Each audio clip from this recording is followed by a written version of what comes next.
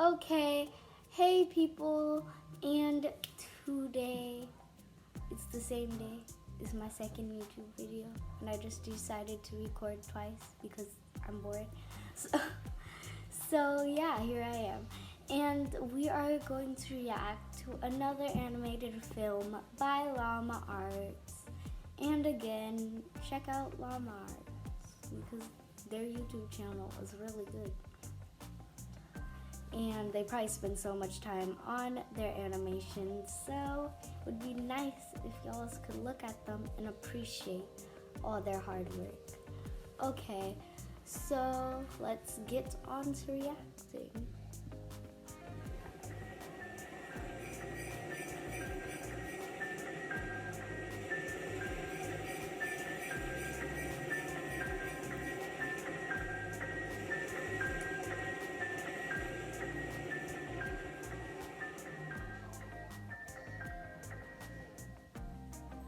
Last year on Christmas Eve, I was working late.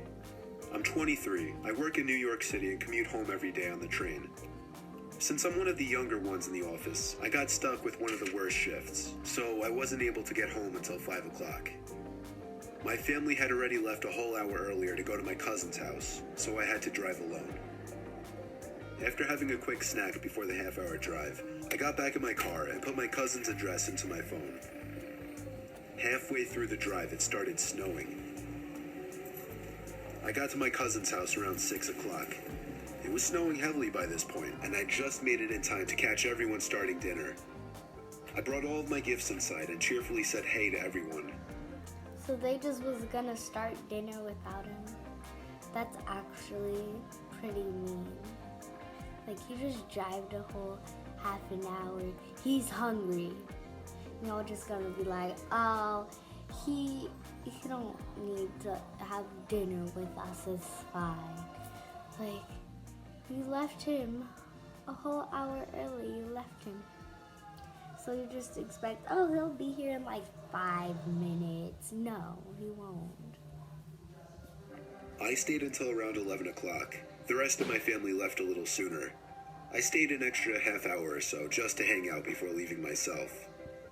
Okay, if I was him, I'm like, I know I sound very scary, I'm actually not, but when it comes to things like this, I would have left with my family.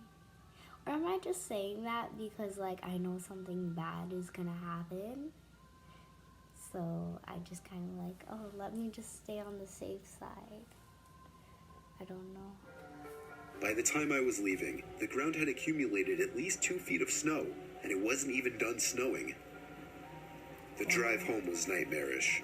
The roads were hardly even plowed, and I had to drive under 20 miles per hour on most roads. Okay, 2 feet of snow. Stay at your cousin's house.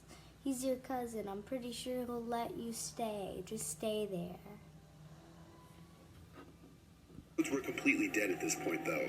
Most likely because everyone was smart enough to go home before the snow accumulated. Eventually, I turned onto a main road that I'm sure would usually be bustling, but at 11:15 on Christmas Eve night, there wasn't a single car or a single light from a store. It was a ghost town. But then I did notice the flashing taillights of one car. It was parked on the side of the road, and the smoke seeping out from its exhaust with the taillights giving it a red tint. As I got closer, I realized there was somebody next to the car waving their hand in the air. I assumed something was wrong and they needed help. So, me being the good Samaritan I am, I pulled up behind the car. When I opened my door, the guy approached me immediately. Yeah, sure. You're a good person. But you're also a dumb person at the same time. Like, this guy, he has had I'm pretty sure, like, it's the same person, like, because it looks the same in the animated films. And it's the same voice, so I'm pretty sure that's the same guy, and like, I'm actually really impressed if it's the same guy, because like, he has had just so many things happen bad to him in his life. I'm just like, mine exploded. I'm actually very surprised. Barely even giving me time to step out. He was an average-sized man, Probably 5'10", 180 pounds. Okay, you see, wait, hold on. He's Alright, so you see that guy? He looks as creepy as the other guy. When the guy went hitchhiking. If you haven't watched my other video, then you don't know what I'm talking about. But oh my god, all these people look so creepy.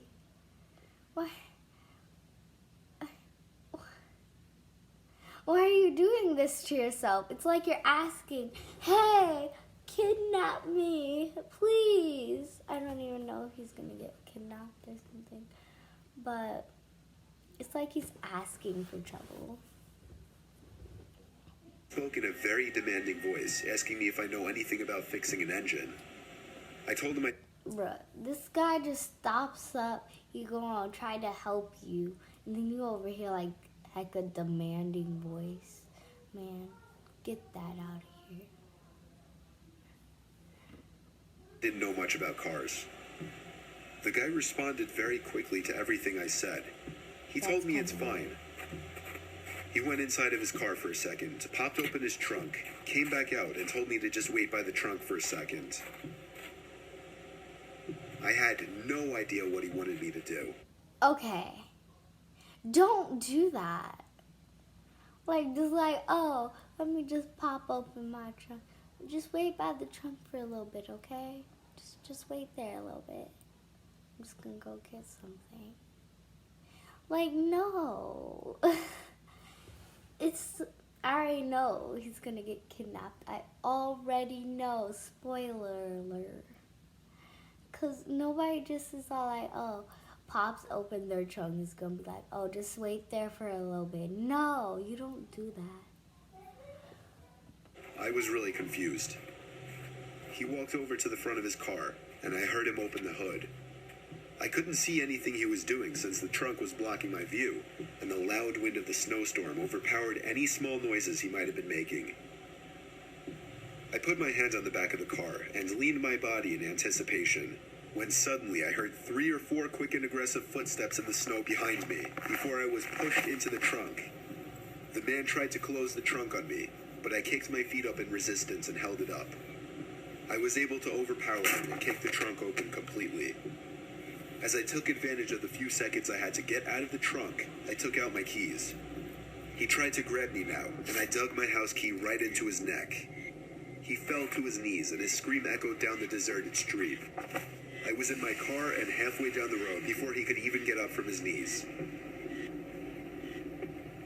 A little further down, I called 911 and reported the guy. I came back in 10 minutes to find blue and red lights illuminating the windows of the deserted stores. The police held him until the ambulance arrived for him. I watched the whole thing, and nothing ever felt better in my life. I got home safely half an hour later and told my family everything.